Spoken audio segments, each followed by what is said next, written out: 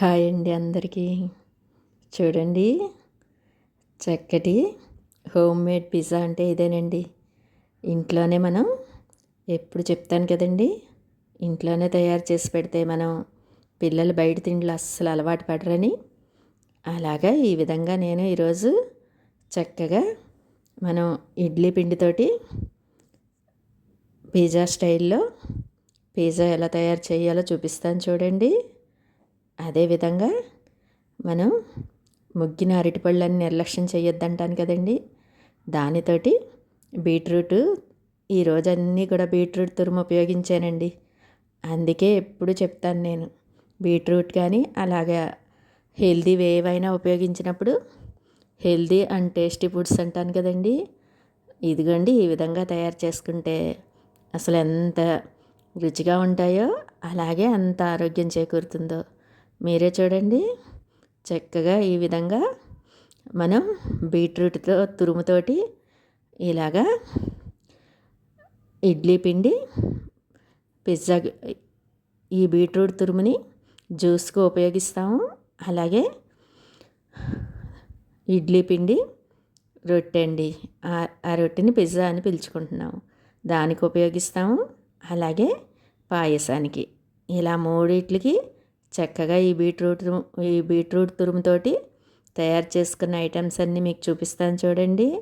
మొదట ఇప్పుడు నేను ఇదిగోండి బీట్రూట్ జ్యూసు అలాగే డ్రై ఫ్రూట్స్ని మనం ఒక గంట ముందు నానబెట్టేసుకుని పంప్కిన్ సీడ్స్, సన్ఫ్లవర్ సీడ్స్, పుచ్చగింజలు, బాదం వీటిల్ని చక్కగా నానబెట్టేసుకుని ముగ్గిన అరటిపండు వేసుకుని కొద్దిగా మనం బీట్రూట్ తురుము వేసి జ్యూస్ వేసుకుంటే ఉంటుందండి.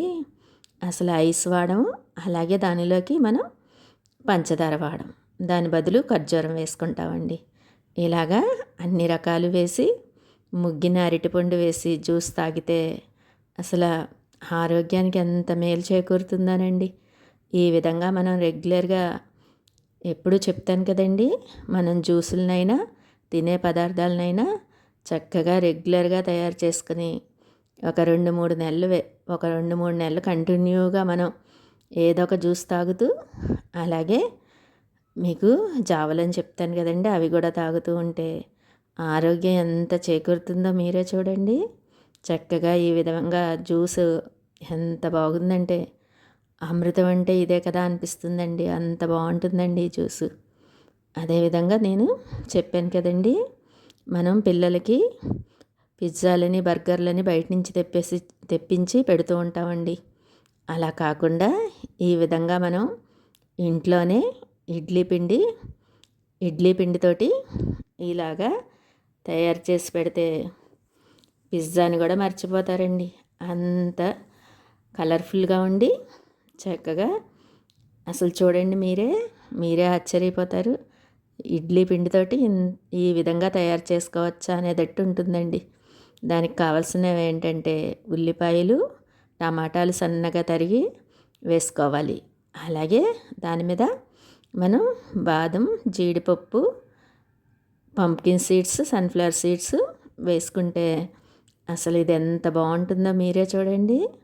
అలాగే బీట్రూట్ తురుమును కూడా చేర్చి కొంచెం కారం, అలాగే గరం మసాలా, పెప్పర్ అండి, వీటిని అన్నిటిని చేర్చి తయారు చేసే పిజ్జాని తలదన్నేటట్టు ఉంటుందండి ఈ ఇడ్లీ పిండి రొట్టి.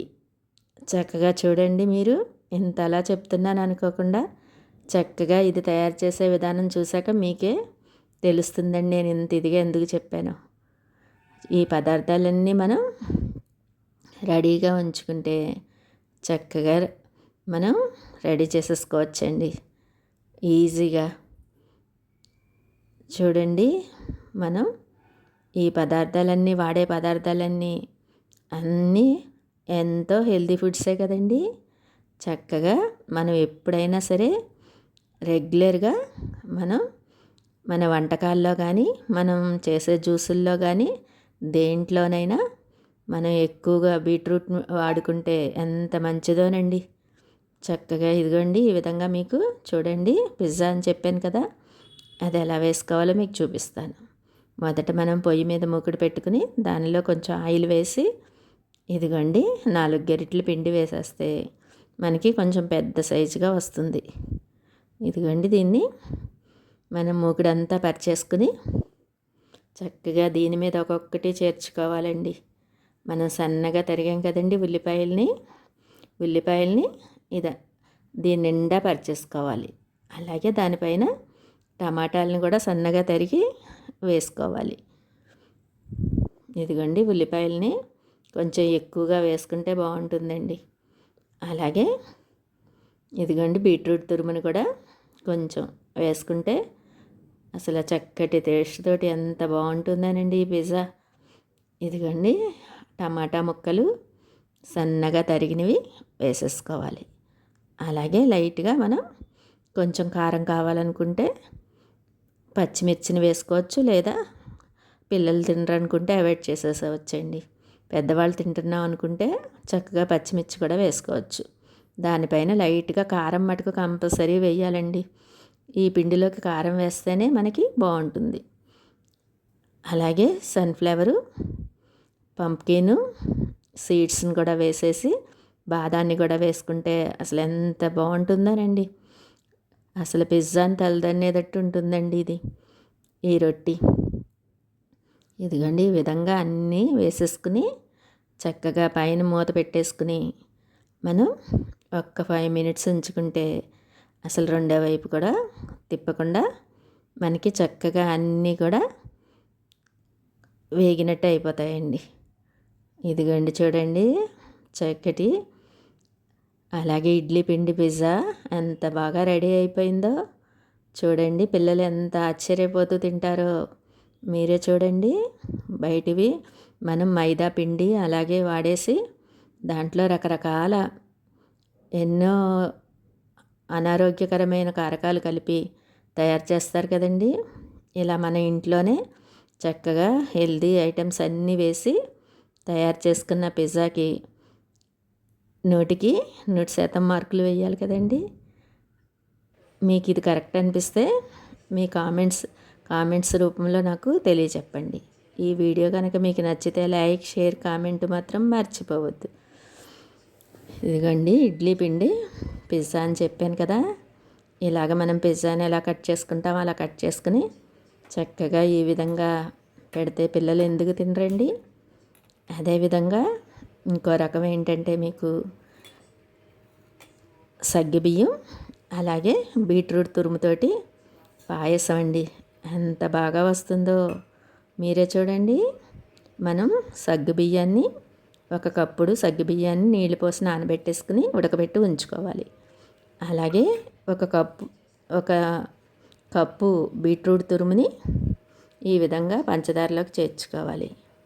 అలాగే 3 ఖర్జూరాలు, కొద్దిగా బాదం పప్పు, అలాగే సన్ఫ్లవర్, పంప్కిన్ వీటిలన్నిటిని ఈ పంచదారలో చేర్చేసుకుని ఒక 2-3 నిమిషాలు కలబెట్టుకోవాలండి. అలా కలబెట్టుకోవడం వలన టేస్ట్ ఎంత అమోఘంగా ఉంటుందండి. ఇదిగోండి ఎప్పుడు చెప్తాను కదండి, పోషక విలువలు ఉన్న పదార్థాలన్నీ చేర్చి తయారు చేస్తే అమృతంలా ఉంటుందని. ఆ అమృతమైన పాయసమేనండి ఇదిగోండి మనం బీట్రూటు అలాగే ఉడికించిన సగ్గుబియ్యాన్ని కూడా మీకు చేర్చుకోవడం చూపిస్తాను. ఇలాగ కొంచెం వాటర్ పోసేసుకుని బాగా మరగబెట్టుకుంటే చక్కటి మిశ్రమం మనకి రెడీ అయిపోతుంది. ఇలాగా రెడీ అయిపోయిన మిశ్రమంలో ఉడకబెట్టిన సగ్గుబియ్యాన్ని చేర్చేసుకుంటే మనం బాగా మళ్ళీ కొంచెం సేపు ఉడకబెట్టుకోవాలండి. ఇలా ఉడికిన దాన్ని చల్లారబెట్టేసుకుని పాలు యాడ్ చేసేసుకుంటే చక్కగా మనకి బీట్రూట్ పాయసం రెడీ అయిపోతుందండి.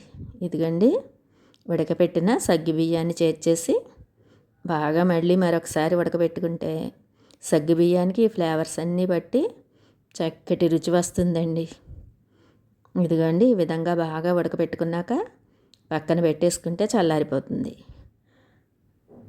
చల్లారబెట్టుకున్న దానిలో మనం పాలు చేర్చుకుని అలాగే ఎలాచీ పౌడర్ కూడా వేసుకుంటే అసలు ఎంత అమోఘంగా ఉంటుందోనండి టేస్ట్. మీరే చూడండి. చక్కగా ఈ విధంగా తయారు చేసుకున్న పాయసాన్ని పిల్లలకి ఇస్తే ఎంత ఇష్టంగా తింటారోనండి. ఇదిగోండి ఎలాచీ పౌడరు, అలాగే మనం గ్లాస్ పాలు వేసేసుకుంటే చక్కగా పాయసం చక్కగా కుదురుతుందండి. మనం ఒక కప్పు సగ్గుబియ్యం, ఒక కప్పు బీట్రూట్ తురుము వేసాం కదండి. అందుకని చెప్పి పంచదారని కూడా మనం ఇంచుమించుగా 2 కప్పులు వేసుకోవాలండి. అలా వేసుకుంటే మనకి తీపిదనం చక్కగా సరిపోతుంది. ఈ విధంగా తయారు చేసుకున్న పాయసం, అలాగే ముగ్గిన అరటిపళ్ళతోటి బీట్రూటు, బాదం, జీడిపప్పు, అలాగే పంప్కిన్, సన్ఫ్లవర్ వేసిన డ్రై ఫ్రూట్ జ్యూసు, అదేవిధంగా మీకు ఇడ్లీ పిండితోటి వేసిన పిజ్జా దిబ్బ రొట్టి, ఇవన్నీ కూడా మీకు నచ్చినాయండి. నచ్చితే కనుక లైక్, షేర్, కామెంట్ మాత్రం మర్చిపోవద్దు. ఎంతో హెల్తీ ఫుడ్స్ అని చెప్తాను కదండి. అలాగే బీట్రూట్ వాడడం, అలాగే ముగ్గిన అరటిపళ్ళు, అది కూడా డ్రై ఫ్రూట్స్ అండి. ఇవన్నీ వాడడం వల్లనే నేను ఎప్పుడైనా సరే టేస్టీ అండ్ హెల్తీ ఫుడ్స్ అని చెప్తాను. ఈ మాట కరెక్టే కదండి. చక్కగా ఈ విధంగా తయారు చేసి పెడితే పిల్లలు ఎందుకు కాదంటారండి. ఈ విధంగా తయారు చేసి పిల్లలకైనా పెద్దలకైనా ఇస్తే ఎంత ఆరోగ్యం చేకూరుతుందో కదండి. చక్కగా ఇవన్నీ కూడా మీకు నచ్చితే లైక్, షేర్, కామెంట్ మాత్రం మర్చిపోవద్దు. Thank you.